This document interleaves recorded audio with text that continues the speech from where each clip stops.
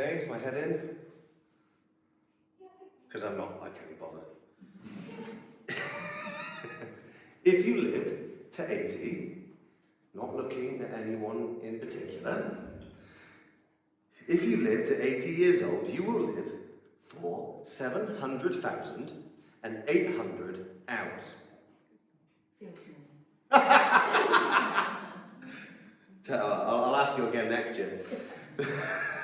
Now, let's say church on a Sunday is about 2 hours. If it's communion and you stay for coffee, let's say it's about 2 hours. So, if you were to go to church every single week without a single week off, for every single one of those 80 years, and you stay for coffee, you will spend 8,320 hours in church. Now, who'd like to see that as a percentage?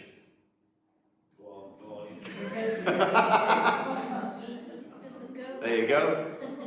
As a percentage, that is 1.187214611872146% of your time in church. Now, you wild, energetic Sunday afternoon trendsetters, you. Who would like to see that as a bar graph? As a what? As a bar graph.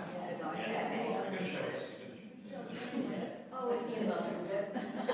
You may not be able to see that. On the left, we have time spent in church. On the right, we have time not spent in church. There is a line for time in church, but it's very, very thin. Now, I think it's time to go properly crazy. Who'd like to see that as a pie chart? Genuine excitement from my LLM there. Brothers and sisters, as a pie chart. The white is time spent in church. The little black line is time... Sorry, I did that backwards. The white is time not spent in church. The little black line is time spent... Sorry, that's my personal one.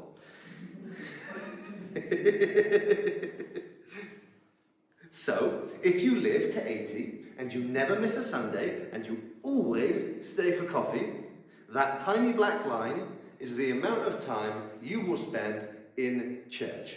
What about on Wednesday mornings? Don't complicate it. Look, my maths is dubious as it is. Don't make it more difficult than it needs to be for me. I've got more statistics, it's fine, chill. It would be the same if it was only 10 years. I can't do the maths on the spot. According to Lifeway Builders, who offer helpful advice on building churches if you were to build such a thing, based on averages, a church building should have approximately 15 square feet per person that attends. Now, we're Anglicans, and that's not really how Anglicans do things. We decide how many seats to put in before we know how many people are coming. That's our preferred way around. So let's use Christ Church as an example because it's the more traditionally shaped building of our two churches. Christ Church has a seating capacity of approximately 200, depending on what you do with the chairs. So, based on this rule, it must be roughly 3,000 square feet, which, according to Google Converter, is 0.0001 square meters. So, a typical church is supposedly 0.0001 square meters. Now again, according to Google, the surface of the Earth is 510 million square meters. 510,000,000,000. Who'd like to see that as a percentage? I have not got the vaguest idea what that means. No idea whatsoever. I think my understanding is, which I confess is limited, is that we've reached such numbers as need to be done in equations, not in numbers. Now, who'd like to see that as a bar chart? Oh, yes. choice. Not really, not really. That's a shame. As you can see, the white line on the left is church, and the white line on the right is the world. So church, not church. Who'd like to see it as a pie chart? That's it, like,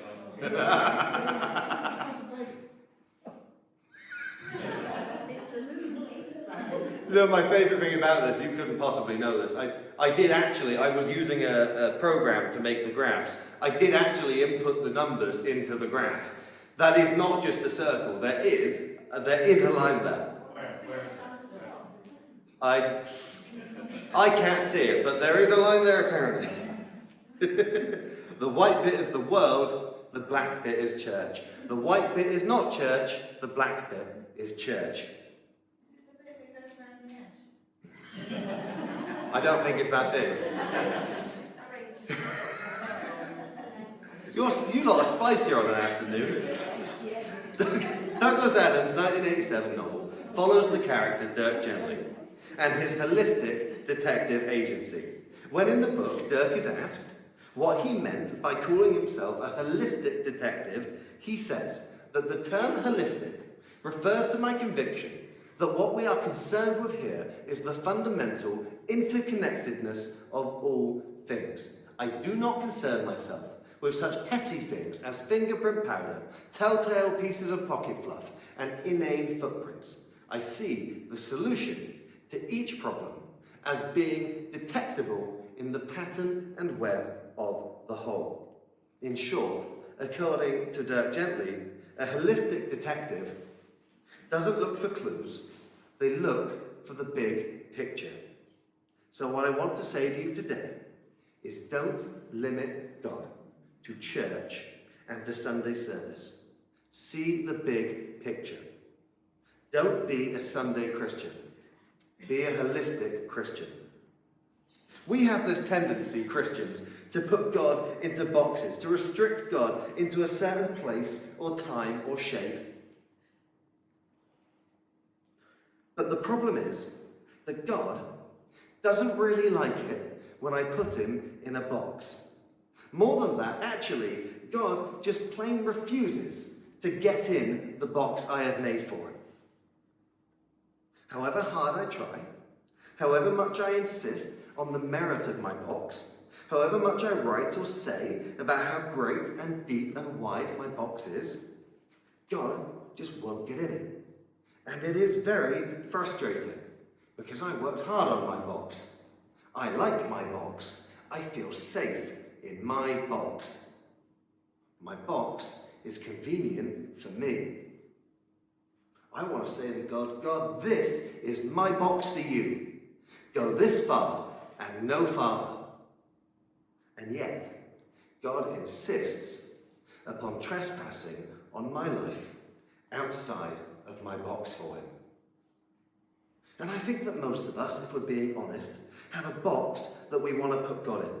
Whether we mean to or not, we have a certain way we want to do church. A certain way we want to worship, a certain confine for God's involvement in our lives. A certain box that we want to meet God in and contain God to. This is where and how and the schedule on which I am a Christian. Go this far and no farther. But I think that when we try and put God into a box, it damages us. Christianity, our different traditions and practices, our different styles and forms, is a deep, deep well. I think that when Christians and churches force ourselves into a box and refuse to worship outside of our box, we limit ourselves. When we say, I'm an evangelical, or I'm a Catholic, I like choral music, or I like Hillsong. When I try to restrict God to 2 hours on a Sunday, to 1.18% of my life, I close myself off to a whole world of experience. And more than that, I limit my ability to meet God. But if we open ourselves up to different ways of worshiping, to different approaches to expressing our faith, we open up a new world of ways to meet with God. We open the door to a deeper and more fulfilling faith. When the Israelites were a nomadic people, living in tents in the desert, they had one tent that was sort of like a mobile worshipping space, and they called it the tabernacle. And this tent was considered to be God's house. This was God's tent.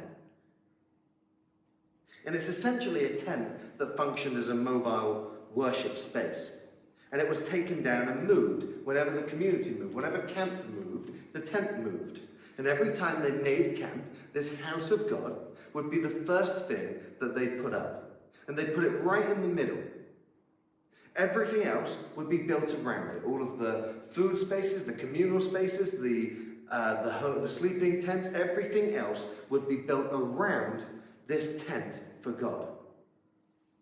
So that God's house was always amongst his people. God's house was always in the middle of his people. And they kept it that way for years and years and years, long after they had stopped being a traveling community. Long after they were settled in houses in Jerusalem, God's house was still a tent. God's tabernacle was still kept in the middle of Jerusalem. And in 2 Samuel 7, we read a story from generations later. And it starts with King David sitting in his palace. And he sat in his palace looking around at how grand and beautiful it is. And he says, "See now, I am living in a house of cedar, but the ark of God is in a tent." He says, "Look at this palace I am living in, and God is in a tent. I'm going to build a palace for God." And he sets out a plan to build a temple for God in Jerusalem. But before he can build it, God speaks. And what he says to David is amazing. "Thus says the Lord, are you the one to build me a house to live in?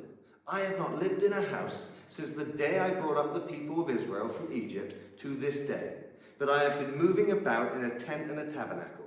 Wherever I have moved about among all the people of Israel, did I ever speak a word with any of the tribal leaders of Israel, whom I commanded to shepherd my people Israel, saying, why have you not built me a house of cedar?"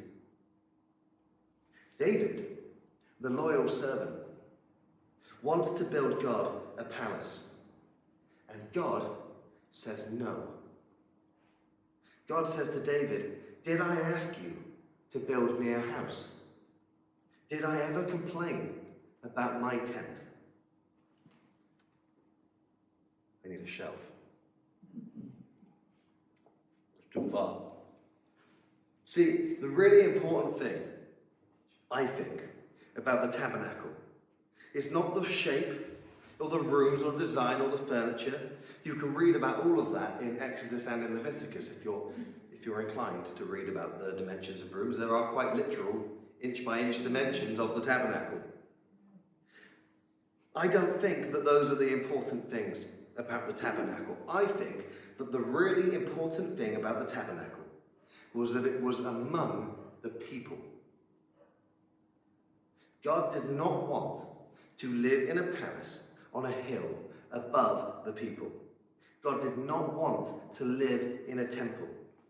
We know that God does go to the temple. A temple will be built by David's son Solomon. And we know that God meets people there. But he doesn't live there. God lives among the people, in the world, in the mess and the mundane, in ordinary, everyday life.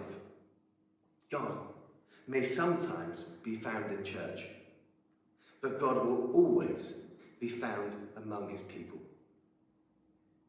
God will always be found in humanity.